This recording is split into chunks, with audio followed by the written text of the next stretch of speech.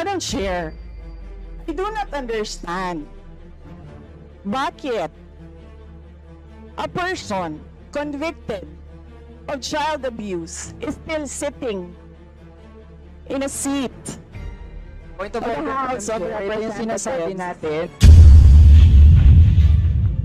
Diba? I called your attention, Madam Chair. You did not recognize me.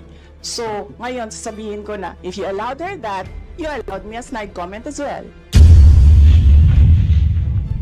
At this point, the chair rules that we shall proceed, so the Honorable Franz Castro may now proceed with her interpellation. You have the floor, ma'am. So, Madam Chair, siguro first observation, no, yung on the budget for the 2024, yung Vice President na nagsabi, Madam Chair, na slow and low utilization. So, nakita naman natin doon sa presentation. So, yung utilization ay napakababa. Pero, syempre, comment ko lang, no, mas mabilis siya sa confidential funds. 100% in 11 days. Madam Chair, So, Madam Chair, so according to the utilization of the confidential and intelligence funds submitted by the COA to us, no, so we have here surveillance and monitoring. Sabihin ko lang, Madam Chair, no, yung purchase of information out of 125 million confidential funds in 2022, purchase of information 14 million, payment of reward 10 million, rental and other incidental expenses relative to the maintenance of safe houses 16 million, purchase of supplies 35 million, provision of medical and food aid 40 million, payment of incentives or traveling relative to confidential operations is 10 million. So a total of 125 million conducted surveillance in 132 areas in 11 days. So 100% utilization. Madam Chair, I have also here a report about the notice of disallowance. According to the notice of disallowance, the COA disallowed 73,287,000 out of 125 million confidential funds used by the OVP in 2022. So this is 58.63% of the 125 million. So can you confirm, the Vice President? Madam Vice President.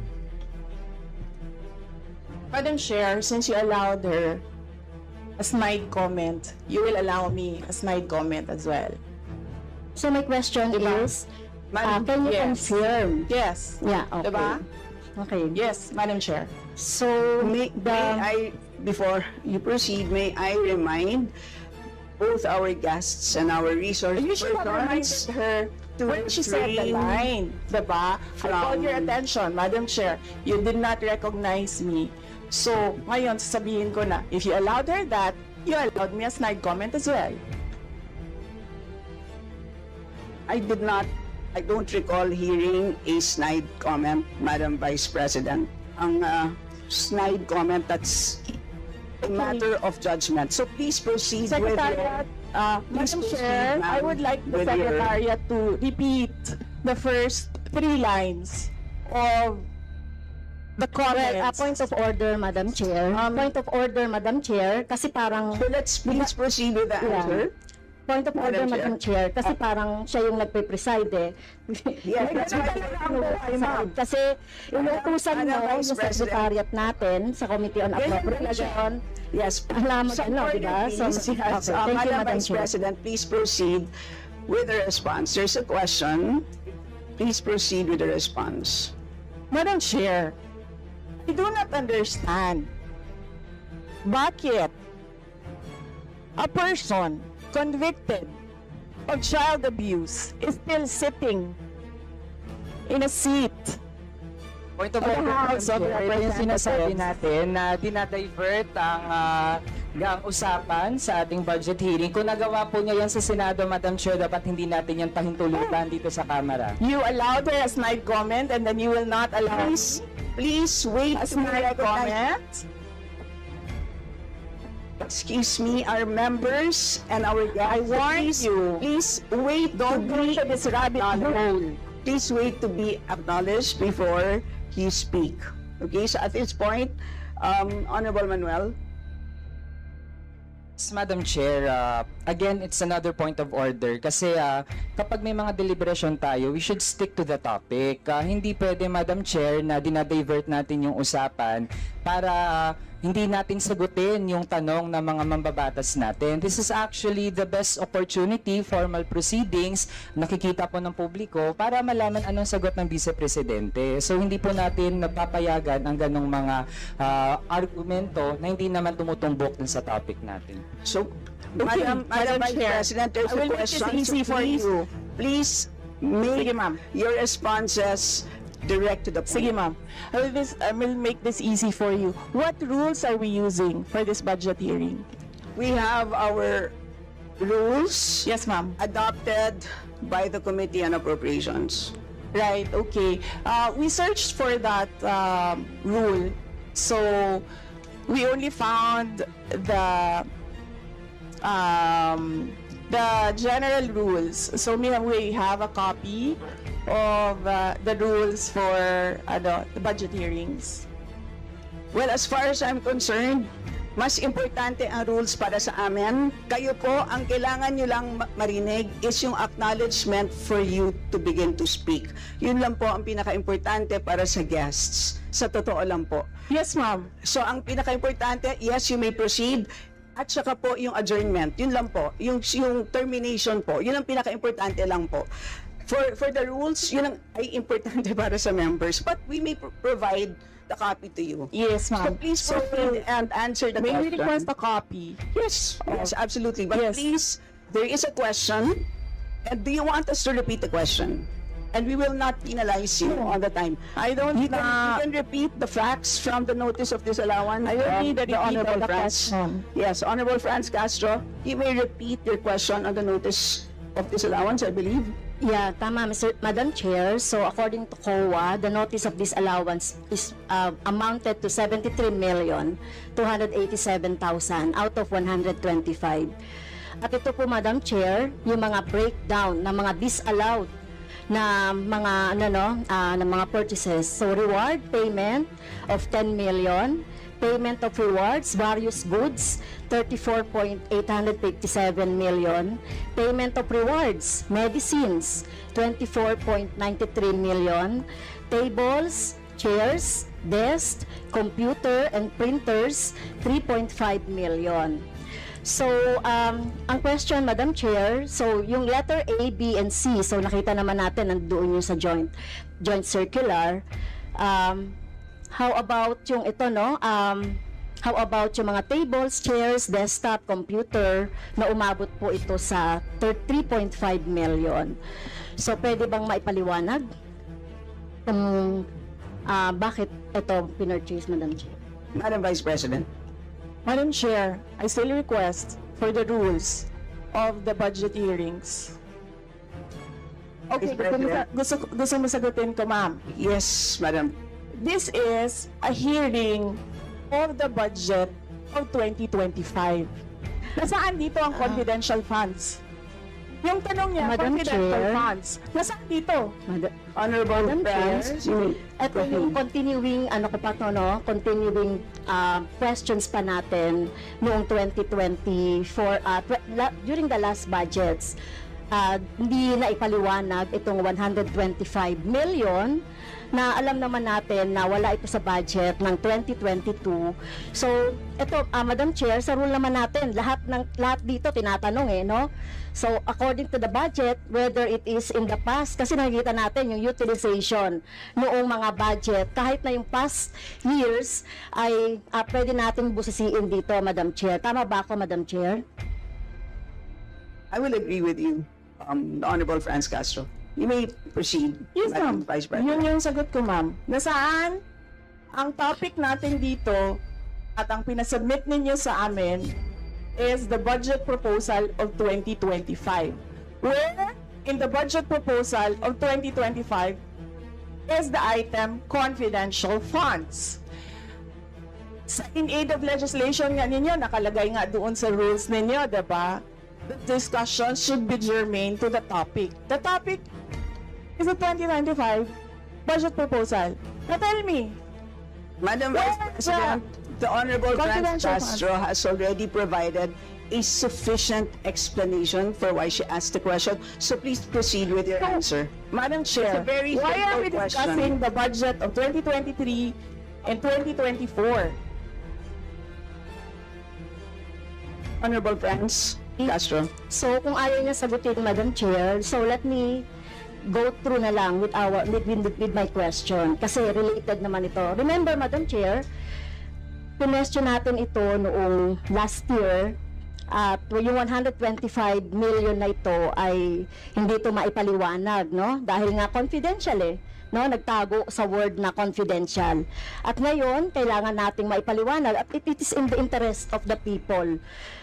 Yung 125 million na ito, Madam Chair, kaya kailangan ito na mabusisi at kailangan ito maipaliwanag ng OVP. Kaya hindi tayo pwedeng questionin ng mga rules, questionin ng mga topic, etc. Dahil related din naman talaga ito sa budget, Madam Chair.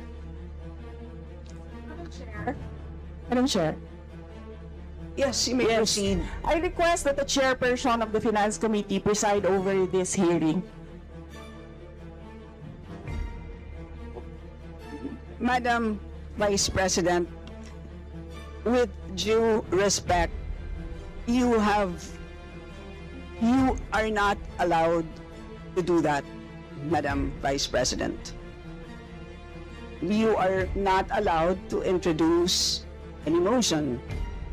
You are a research person this Not- hearing, Madam President. I did Vice not move, President. ma'am. I requested, as hearing. your resource person, I requested So that the your request chairperson is of the denied, committee. Madam Vice President. Just please answer the question. The issue on confidential funds falls squarely within our discussion of your 2025 budget.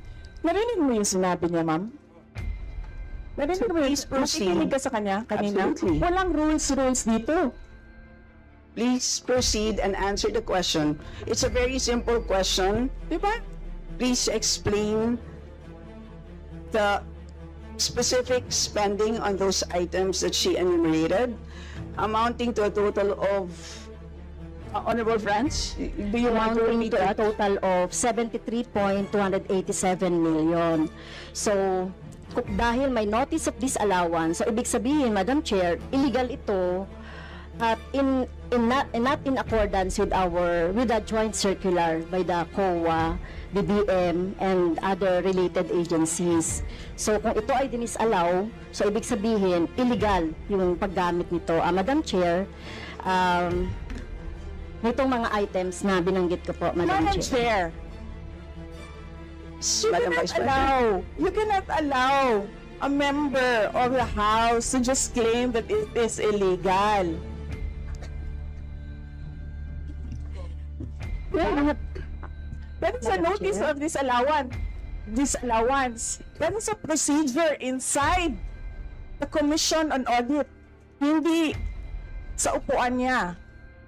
Honorable Franz. Okay, thank you, Madam Chair. So, thank you for the explanation, Vice President.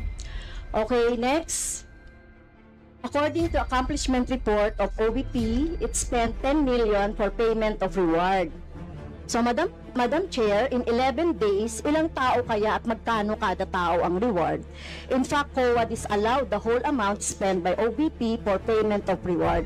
Hindi ba, Madam Chair, questionable ito?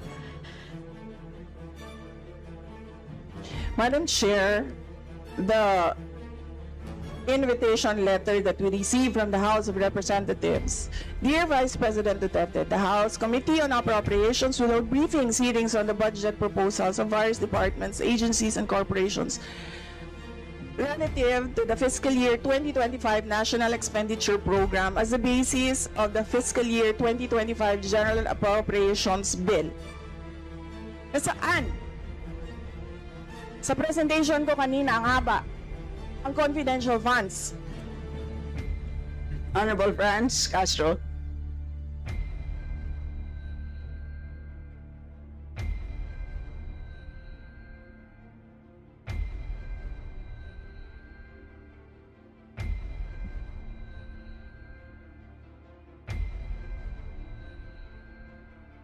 Can we request our technical people to fix the mic?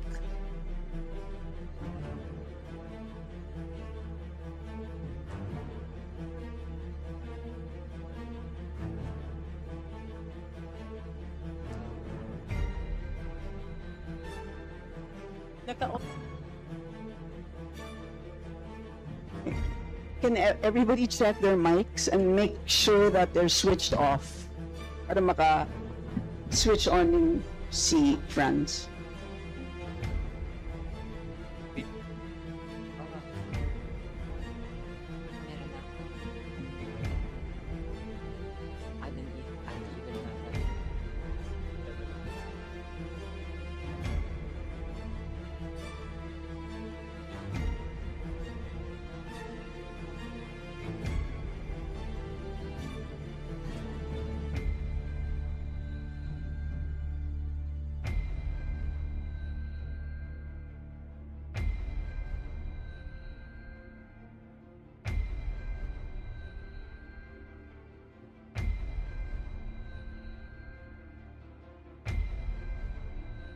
Madam Chair, point of order lang ulit, Madam Chair.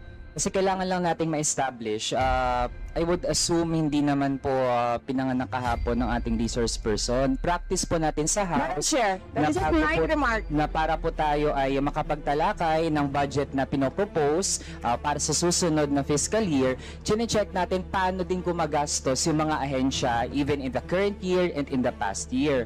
Also, Madam Chair, Section 162, Rulings as Precedents, rulings on questions raised by members shall form part of the parliamentary practice of the House. At practice po natin since time immemorial na hindi lang po ang proposed budget yung tinatalakay. Kasi yung performance ay dapat bahagi din ng discussion. Yun lang, Madam Chair.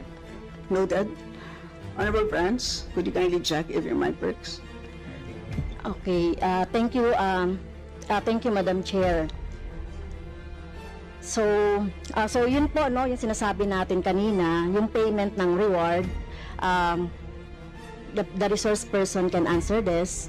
Questionable, tingin ko ay questionable ito. Okay? So, next, according to the accomplishment report, isa sa pinaggamitan ng OVP ng confidential funds ay yung provision of medical and food aid. This is not allowed under the Joint Circular number 2015-01 dahil kailan pa naging confidential fund ang pagbibigay ng ayuda, or kung ito naman ay ginamit sa mga ginamit na tao o informant in 11 days. So paano kaya ginamit itong 40 million na ito, no, para sa medical and food aid in 11 days, Madam Chair? So yun yung tanong ko. Kung hindi ito ginamit doon sa mga aids, medical aid or food aid, pero paano kaya, Madam Chair, ginamit itong 40 million na ito as a medical and food aid ng ilang tao in 11 days? So yun po yung tanong natin, Madam Chair. Madam Vice President? Madam Chair, the subject of this hearing is the OVP 2025 budget proposal. We do not have an item of confidential funds in the OVP budget proposal. Honorable Franz? So, may I continue, Madam Chair? Isa sa bumubukol na confidential fund ng OVP noong 2022 ay nasabi ko na, Madam Chair, yung medical and food aid at saka yung mga purchase of supplies. According to the accomplishment report, the OVP spent 40 million now for medical and food aid in 11 days. So, ang ibig sabihin nito, Madam Chair, konting math, pumapatak na 3.64 million kada araw ang gastos, no, para sa food and medical aid. So hindi natin maintindihan, Madam Chair, paano ito ginastos in 11 days, no? 3.64 million kada araw dito sa item na ito. Madam Vice Do you want to President? comment? Madam Vice President? We did not call you, ma'am. It was Representative Arroyo who called you. The chair would like to remind both the resource persons and the members to please wait to be acknowledged before you speak. Yes, ma'am. So, Tinawag you mo mean, ako. yes, For what, ma'am? to respond. So any comment, Madam Chair, dun sa sinabi natin based doon sa accomplishment report.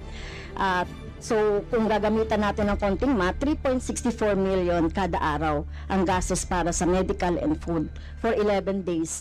For how many people ba ito? Madam Chair, the topic and the invitation of the House of Representatives to the Office of the Vice President for this hearing is the 2025 budget proposal. There is no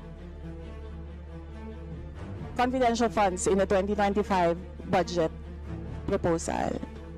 Or for the information of the body, the letter that we sent, our Madam Vice President, reads as follows. In the second paragraph, we noted the following topics to be discussed.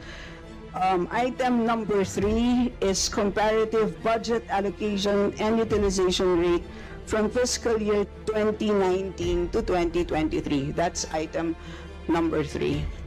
So I can provide you copies of the letter. So clearly, confidential funds spent in 2022 falls squarely within that.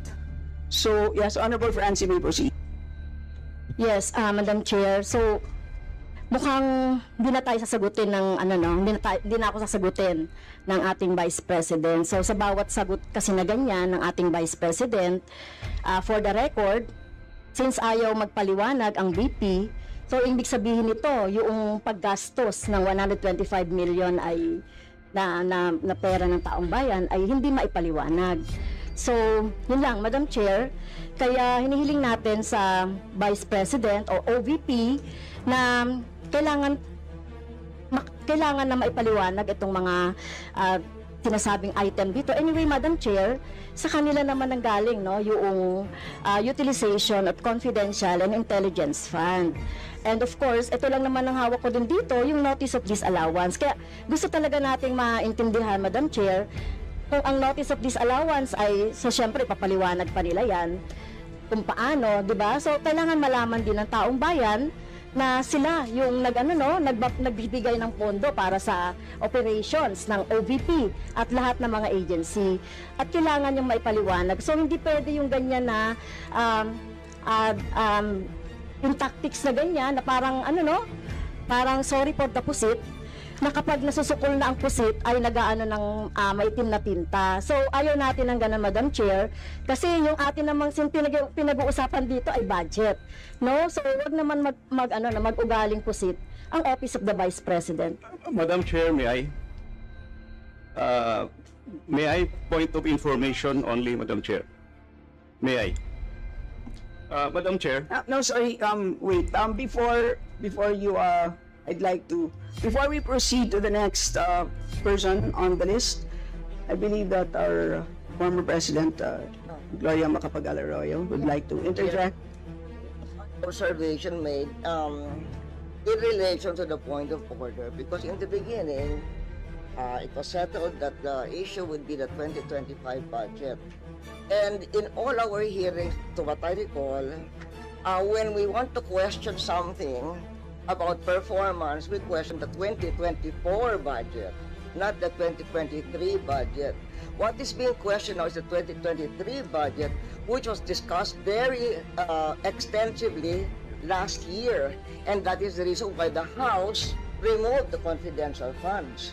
So that issue has already been, to my mind, for purposes of the budget hearing, laid to rest. So that's my observation, Madam Chair. We note that, Madam former President, but of course we know that yung pong pondo ng 2023 ay of course pwede pa rin maging continuing appropriation hanggang 2024.